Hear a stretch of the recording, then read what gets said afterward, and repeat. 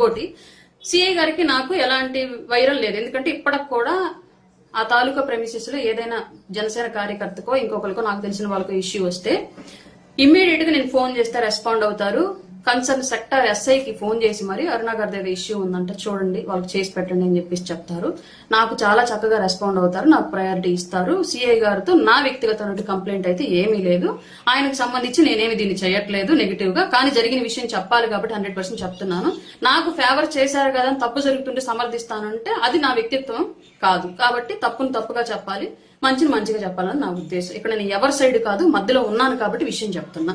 ఇంకో నెక్స్ట్ విషయము, బాలినేని శ్రీనివాసరెడ్డి గారు మాట్లాడే మాటలకి కౌంటర్ ప్రెస్ మీట్ గా గౌరవ జనార్దన్ గారు ప్రెస్ మీట్ పెట్టి కొన్ని మాటలు మాట్లాడారు. సరే వాటన్నింటినీ నాకు సంబంధం లేదు, అది వాళ్ళిద్దరు ఎలా చూసుకుని నాకు సంబంధం లేదు. కానీ ఒక మాట అన్నారు, అది ఖచ్చితంగా కూటమికి దెబ్బేసేటువంటి విషయం, భవిష్యత్తులో మా గొంతులో వెలక్క అడ్డుపడి అంశం. అది కూటమిని డిఫెండ్ చేసేటప్పుడు ఏంటంటే అది స్టేషన్ లో ఉన్న ఒంగోలులో ఉన్నటువంటి ఒంగోలు పరిధిలో ఉన్నటువంటి సిఐలు అందరినీ నేనే తెచ్చుకున్నాను, డిఎస్పీ గారిని నేనే తెచ్చుకున్నాను, ఏం చేసుకుంటారో చేసుకోండి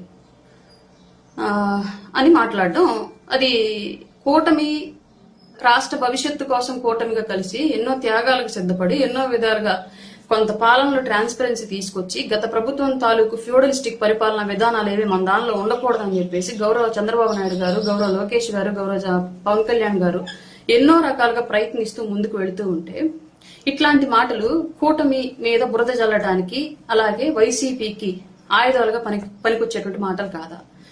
ఒక ఎస్పీ సిఐ గారి యొక్క పనితీరులో విధానాల్లో పొరపాట్లు ఉన్నాయన్నటువంటి ఉద్దేశంతో విఆర్ లోకి పంపిస్తే మూడవ రోజు మళ్ళీ అదే సిఐని తీసుకొచ్చి అదే స్టేషన్ లో కూర్చోబెట్టడం కాకుండా నేనే తెచ్చాను అని చెప్పేసి సాక్షాత్తు శాసనసభ్యులు గారే మీడియా ముఖంగా చెప్తూ ఉంటే ఇది భవిష్యత్తులో కూటమికి నెగిటివ్ గా పరిణమించే పరిణామం అవునా కాదా? అలాగే జిల్లా హెడ్ గా ఉన్నటువంటి ఎస్పీ తన వృత్తిలో భాగంగా తన కింద ఉన్నటువంటి సబార్డినేట్స్ ని సరి చేసుకునే భాగంగా పక్కన పెడితే అసలు డిపార్ట్మెంట్ కి ఏ సంబంధం లేని కేవలం ఒక నియోజకవర్గానికి మాత్రమే ఎమ్మెల్యే అయినటువంటి వ్యక్తి తీసుకొచ్చి పెడితే రేపొద్దున వాళ్ళకి వీడియో కాన్ఫరెన్సులు లేదంటే కాల్ కాన్ఫరెన్సులు లేదంటే క్రైమ్ రివ్యూలు ఇలాంటివన్నీ జరుగుతూ ఉంటాయి.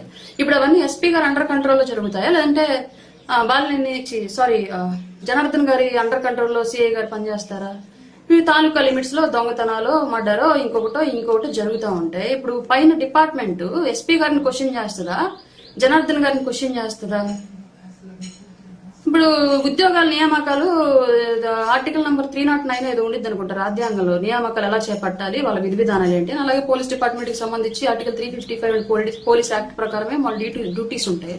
అవన్నీ హోం శాఖ అండర్ కంట్రోల్లోనూ అండ్ డిపార్ట్మెంట్ హైరార్టీసీ చేతుల్లోనూ ఉంటాయి. వీటన్నిటి ప్రకారం ఇంత చేసినప్పుడు వాళ్ళు హైరార్టీకి సంబంధం లేకుండా ఎమ్మెల్యేల చేతుల్లోనే సిఐ నుండి వాళ్ళ ఇష్ట ప్రకారమే చేసే పని అయితే ఇంక ఇది నియామకాలంతా ఎందుకు, ప్రభుత్వానికి ఖర్చులన్నీ ఎందుకు, ప్రజా ఖజానా మీద భారం అంతా ఎందుకు? సింపుల్ గా ఎవరు అధికారంలో ఉంటే ఎవరు ఎమ్మెల్యే అయితే వాళ్ళ మనుషులను తెచ్చేసుకొని పెట్టేసుకోవచ్చు కదా. ఇప్పుడు ఫిట్నెస్ తో కూడా పెద్దగా పని లేదు డిపార్ట్మెంట్ కి.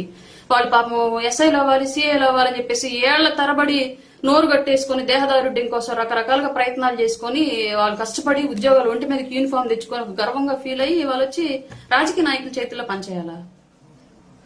అట్లానప్పుడు వాళ్ళ మనుషుల్లో పెట్టుకుంటే ఈ గవర్నమెంట్ ఉన్నప్పుడు ఈ గవర్నమెంట్ మనుషులు, ఇంకో గవర్నమెంట్ పోతే ఇంకో గవర్నమెంట్ మనుషులు వాళ్ళకి ఇష్టం వచ్చినట్టు పెట్టుకుని పనులు చేయించుకోవచ్చు. ఇంకా లా అండ్ ఆర్డర్ ఎందుకు, దానికి ఒక సిస్టమ్ ఎందుకు, దానికి మళ్ళీ ఐజీ, డిఈజీ, మిగతా డిఎస్పీలు, ఎస్పీలు, ఇంక ఇవన్నీ ఎందుకు? ఈ సిస్టమ్ అంతా ఎందుకు? అవసరం లేదు కదా.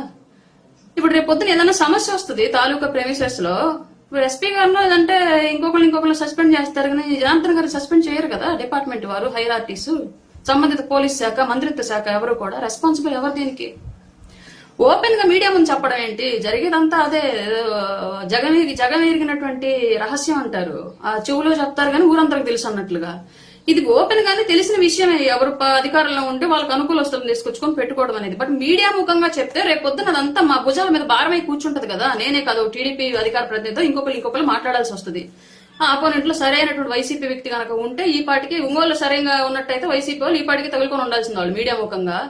అంటే ఇప్పుడు ఒక టీడీపీ వ్యక్తికి ఒక వైసీపీ వ్యక్తికి గొడవ అవుతుంది సపోజ్, అక్కడ న్యాయం ఆలోచించకుండా ఎమ్మెల్యే గారి సైడ్ తీసుకుంటారనే అర్థం. తప్పు వైసీపీ వాళ్ళ వైపు లేదు, జనసేన టీడీపీ లేదని ఇష్యూ అవుతుంది. అక్కడ కూడా ఎమ్మెల్యే గారి సైడ్ తీసుకుంటారు. ఎమ్మెల్యే మనిషి నేనే పెట్టించానని ఎమ్మెల్యే గారు చెప్తున్నారు ఓపెన్ గా. ఏంటిది నాకు అర్థం కాదు నిజంగా. ఇంకొకటి అది అలా ఉంటే ఇప్పుడు ఈ జిల్లా ఎస్పీ గారు సంబంధం లేకుండా జరుగుతోందా అంటే ఏమో మరి ఆయన సంబంధం లేకుండా జరుగుతుందని స్థానికంగా జరుగుతున్నటువంటి విషయం ఇది. అసలు ఒక్క సిఐ గురించి రెండు పెద్ద పెద్ద వ్యక్తుల మధ్య, రెండు పార్టీల మధ్య ఇంత అగాధం వస్తా ఉంటే ఎందుకు ఇంత ఉపేక్షిస్తున్నారు అనేది నాకు కూడా అర్థం కాని విషయం. మీకు ఒకవేళ క్యాస్ట్ ప్రయారిటీ ఏమన్నా ఉంటే వేరే అదే క్యాస్ట్ నుంచి వేరే వాళ్ళని తెచ్చుకొని పెట్టుకోవచ్చు కదా. బోల్డ్ ఎలిగేషన్స్ ఏవో వస్తున్నాయంట.